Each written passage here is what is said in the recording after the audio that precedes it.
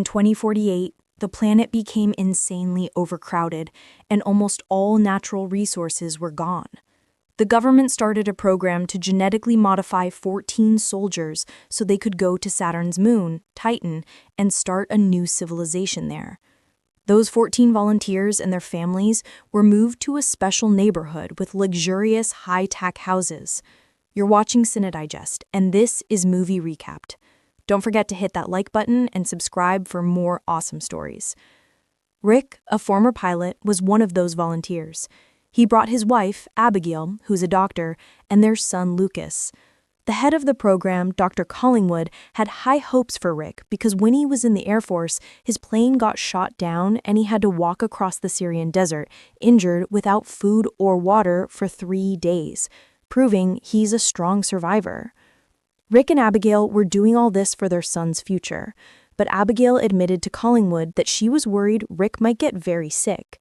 Collingwood confirmed it could happen, but reassured her that all Rick would need was proper aftercare.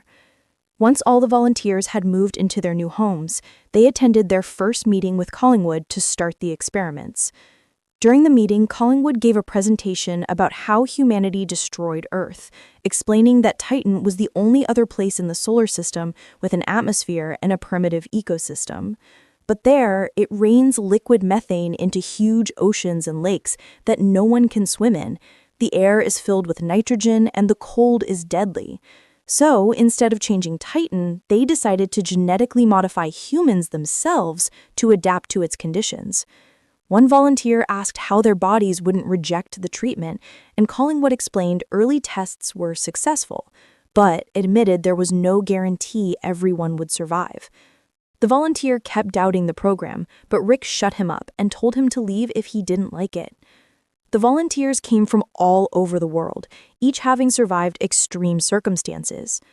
After the meeting, they received key cards to access the base and took their first of 300 injections scheduled over the next few weeks. Dr. Freya tried explaining what each shot was for, but Rick only understood half of it. From then on, their lives became routine. Lucas went to school, Abigail took care of the house, and when she was allowed, she sat with Rick during his treatments. The volunteers quickly became close friends, hanging out together and throwing barbecues all the time. But sometimes conversations turned dark, like when one volunteer admitted he was afraid that after the 2 years on Titan, they wouldn't be allowed to come back. One night, they drank more than usual, since it was the last time they'd be allowed alcohol. That evening, Abigail got dizzy from drinking too much, and Rick helped her upstairs. But then, he started coughing heavily and couldn't breathe. Abigail found he was burning with fever, dragged him to bed, gave him medicine, and stayed by his side all night. Later, Collingwood was thrilled with how the volunteers' DNA samples were developing and decided to run a big test, having them stay underwater without oxygen tanks.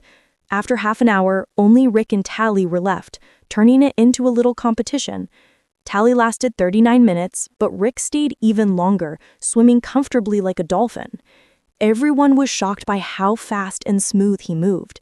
That evening, Rick showed off his new swimming move to Lucas in their pool. Later, as he joined Abigail in the water, she noticed black veins appear on his body, but they quickly vanished, so she decided to ignore it. A few days later, all the volunteers underwent their first surgery.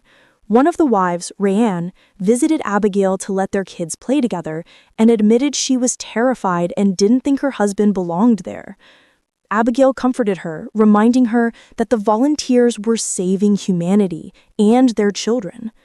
Rick came out of surgery in great condition, but Abigail grew worried after reading about potential side effects in the manual. That night, she woke up to find Rick gone. He was in the kitchen putting ice on his skin because he felt unbearably hot. She filled a bucket with cold water and they made a little game out of it. Whoever kept their hands inside longer wins. Abigail pulled out quickly, unable to handle the cold, but Rick didn't even flinch, proving he couldn't feel cold anymore. The next morning, they went for a run and stopped at their favorite spot overlooking the area. Rick sighed, regretting he couldn't save Earth. The experiments continued, running with masks that simulated Titan's atmosphere and swimming for long periods in freezing water. Some volunteers gave up, but Tally was stubborn, so Rick taught her how to meditate underwater. After one session in the showers, Rick noticed his hair falling out. Tally said it was happening to her too. Suddenly, screams echoed. One woman was convulsing and vomiting blood. The doctors tried to help, but she died, the group's first fatality. Later, the volunteers gathered to talk about it. Some were scared, others reminded them they'd known the risks. Even though drinking was forbidden, they did it anyway to ease the tension. During dinner, Abigail noticed black veins appearing on everyone's skin. Then a scream came from outside. Zane was attacking his wife, Rayanne. The others rushed out and held him down while Abigail took Rayanne away. The next day, Dr. Freya brought extra medicine to prevent more breakdowns. But Abigail noticed the doses were too high and asked to see Collingwood. He wasn't available. That night, Rick vomited blood. While cleaning up, Abigail secretly took a blood sample, and while locking the doors, she discovered hidden cameras watching them 24/7. Later, Rick's skin started peeling, but he didn't seem worried. Abigail grew terrified. His hair was almost gone and his blood under the microscope was turning black. Then came the next surgery, to make their eyes like cats so they could see in the dark. It worked, but Rick had to keep his eyes covered for a while. One night, his eyes started bleeding, and they rushed him for another surgery. Abigail confronted Collingwood, saying something alive was inside Rick and that she knew about the cameras. Collingwood said the cameras were Pentagon orders for security and that blindness was temporary. Abigail didn't believe him. That same night, the army surrounded Zane's house. Abigail watched in horror as the mutated Zane threw his wife through a window before being shot dead. Later, at the base, while Collingwood was distracted, Abigail stole Rick's Kai card and snuck into his office, finding files proving the volunteers were being infused with animal DNA to create a new species called Homo titanians. Meanwhile, Collingwood met with Colonel Solano and NASA representatives, who wanted to shut the program down, calling it unproven science. They said it was becoming criminal rather than scientific. The last people who tried something like this were the Nazis. Solano wanted it gone, but Collingwood insisted the Ministry of Defense had the final say. After the meeting, Freya begged Collingwood to stop, but he dismissed her. When Rick was sent home, Collingwood told Abigail a new surgery was needed to help his brain adapt, and finally admitted they were injecting animal DNA. Rick removed his bandages, confirming his sight was perfect. That night, he realized he could see every detail in total darkness, and called Collingwood to say he'd go through with the final procedure. But things went wrong. Most volunteers died. Only Rick and Tally survived. When Abigail and Lucas visited them, they found the two had transformed into strange creatures that communicated through touch and low-frequency sounds. Rick placed his hand on the glass separating them, making Abigail break down in tears. Collingwood handed her Rick's wedding ring, saying he and Tally would be sent to Titan in a few days. Rick struggled to wear human clothes, and when Abigail tried to help him, he accidentally hit her. From that moment, she became scared of him. He spent most of his time in the pool, the only place he felt peace. One night, Tally entered the garden, her hand covered in blood. Rick approached her, communicating through the tentacle-like extensions growing from their fingers. Suddenly, the army stormed in. They shot Tally with tranquilizers, but she woke up and killed a soldier before they gunned her down. They went after Rick, but he fought back with incredible strength, killing one of them before fleeing. The army launched a manhunt, while Abigail and Lucas were taken to the base for safety. Abigail escaped and went to their special spot, finding Rick there. She held out her hand to show she wasn't afraid anymore, and when he touched her, she kissed him.